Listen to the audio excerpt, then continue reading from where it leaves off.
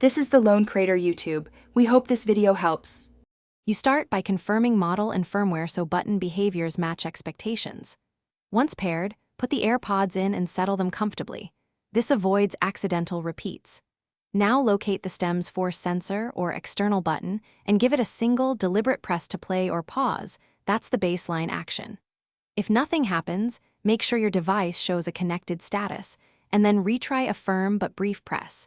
This establishes the control reference for the next steps. You'll now expand control with double, triple, and long presses to access more functions. For example, double press often skips forward, triple press goes back. Practice timing so the sensor registers consecutive presses. Once done, open your phone's Bluetooth settings, select AirPods, and customize what each press does when the model supports it. This explains why some gestures behave differently. Also, hold the sensor for a long press to trigger Siri or toggle noise controls on compatible models. This adds hands-free convenience.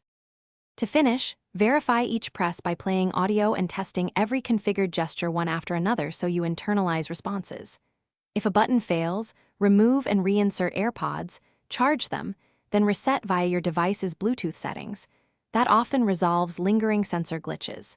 Make sure firmware is current because updates improve responsiveness. Additionally, clean and dry the stems since moisture or debris can block detection. If problems persist, try pairing with a Thanks for watching. Consider subscribing if we helped you.